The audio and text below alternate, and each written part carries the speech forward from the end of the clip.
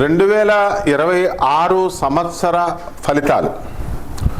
ఓం వసుదేవసుతం దేవం కంసచాణూరమర్దనం దేవకీ పరమానందం కృష్ణం వందే జగద్గురుం. జగద్గురు అయినటువంటి శ్రీకృష్ణ పరమాత్మల వారికి, అలాగే కృష్ణం వందే జగద్గురుం, అర్జునం వందే జగదేక వీరం, జగదేక వీరులైనటువంటి అర్జునుల వారికి, రాధాకృష్ణులకి మనం నమస్కరిస్తూ, మనం సంపూర్ణంగా ఈ 2026 సంవత్సరంలో మనకు జరిగేటటువంటి మంచి చెడులు, ఆదాయ వ్యయాలు, ఇలా అంతా కూడా జనవరి 2026 సంవత్సరం నుంచి డిసెంబర్ 2026 సంవత్సరం వరకే ఫలితాలని మనం చెప్పుకుందాం. మొట్టమొదటిగా మనం గ్రహస్థితిని కనుక చూసినట్లయితే, గురుగ్రహము ఈ సంవత్సరం అంతా కూడా మనకి మే 14వ తేదీ వరకు మనకి మిథున కర్కాటక రాశుల సంచారం చేస్తూ ఉంటుంది.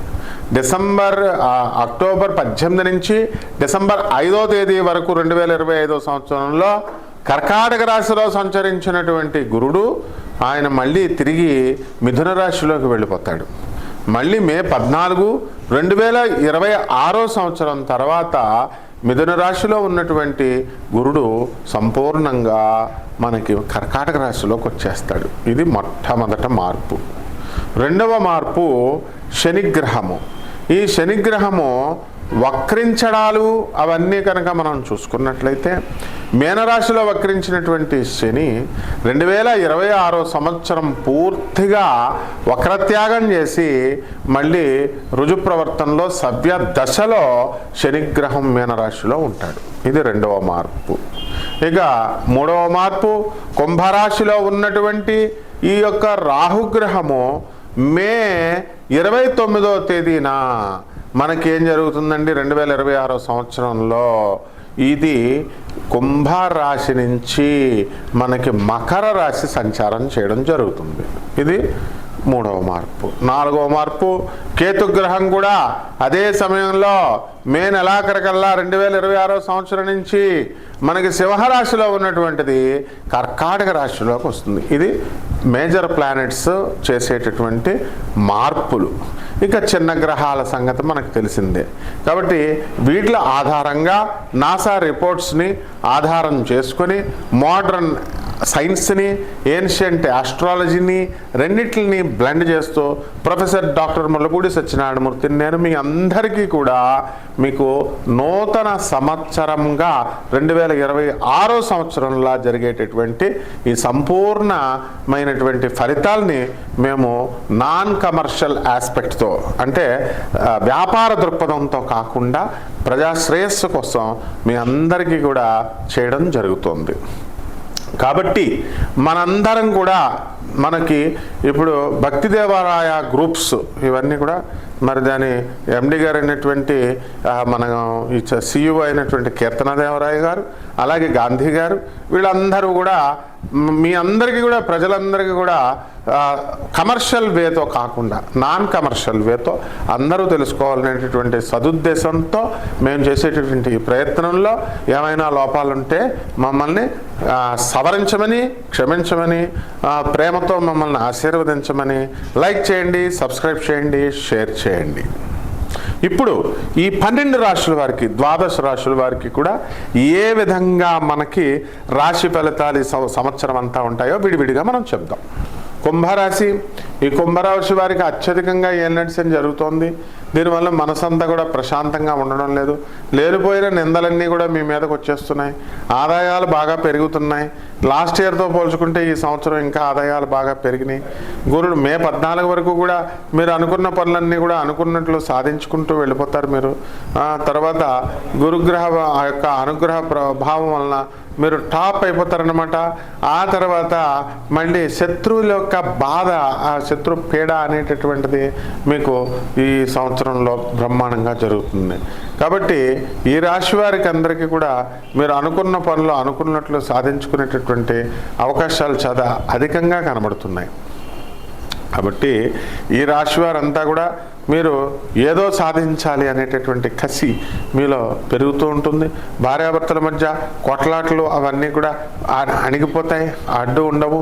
ఆ తర్వాత ఈ యొక్క కుంభరాశి వారికి అందరికీ కూడా మనకి ఈ మే 29వ తేదీ వరకు భార్య యొక్క ఆరోగ్య పరిస్థితుల గురించి చాలా ఆలోచిస్తూ ఉంటారు.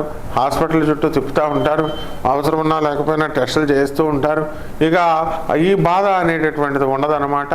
మే 29వ తేదీ దాటిన తర్వాత శత్రువుల యొక్క బాధ నుంచి మీరు విముక్తులవుతారు. విదేశాల ప్రొడక్ట్స్ నుంచి మీరు లబ్ధి పొందుతారు. ఫారెన్ ప్రొడక్ట్స్, ఉప్పు చేపల వ్యాపారం నుంచి మరి సముద్రం ప్రొడక్ట్స్ అన్నీ కూడా బ్రహ్మాండంగా సాధిస్తారు.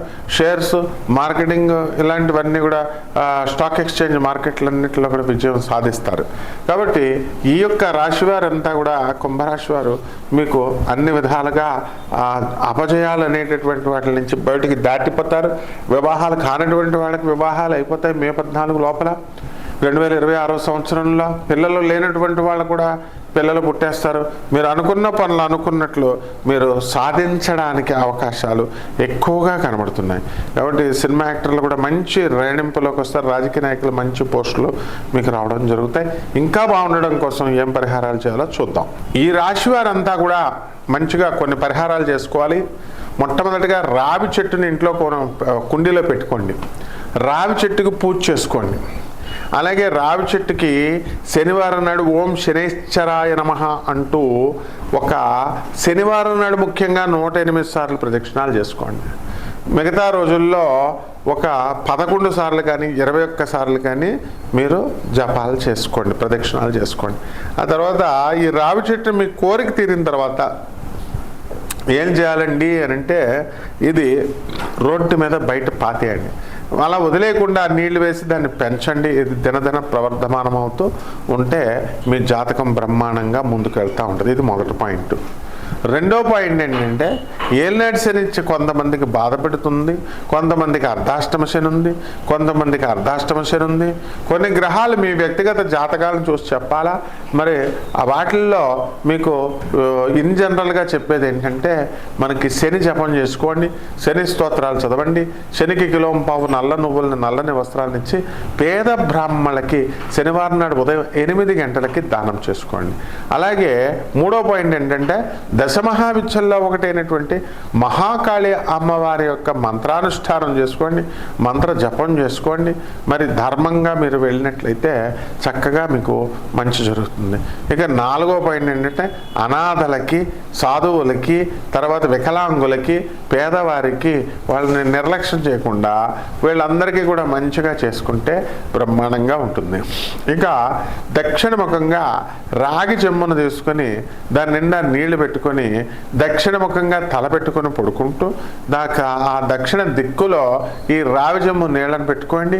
మర్నాడు నిద్ర లేవండి, ఆ నీళ్లు తాగండి, బ్రహ్మాండంగా మీకు సరిపోతుంది. అలాగే ఆఖరుగా మీరు మహాలక్ష్మి అమ్మవారికి మనం శుక్రవారం కదంబ పుష్పంతో కానీ లేదా కలవ పువ్వుతో కానీ లేదా తామర పువ్వుతో కానీ అష్టోత్తర శతనామ పూజ అనేటటువంటిది ఒక పుష్పాన్ని జపించి లేదా 11 సార్లు ఓం మహాలక్ష్మి నమః అంటే అనేటటువంటి మంత్రంతో మీరు జపం చేసుకోండి, అమ్మవారికి పూజ చేసుకోండి, సరిపోతుంది. మరి గుర్తుంచుకోండి, కేవలం పసుపు కుంకాలు వేసేసి మనం ధర్మకార్యాలు చేయకుండా పూజ చేసేస్తే సరిపోయింది అని అనుకోవద్దు. మనం పేదవాళ్ళ పట్ల ఎప్పుడూ కూడా కరుణ కలిగి ఉండాలి. వికలాంగుల పట్ల, సాధువుల పట్ల, అనాథల పట్ల మనం చూపించేటటువంటి ఆదరణ చేసినప్పుడు మాత్రమే ఈ రెమెడీస్ అనేటటువంటివి ఫలిస్తాయి. శుభమస్తు.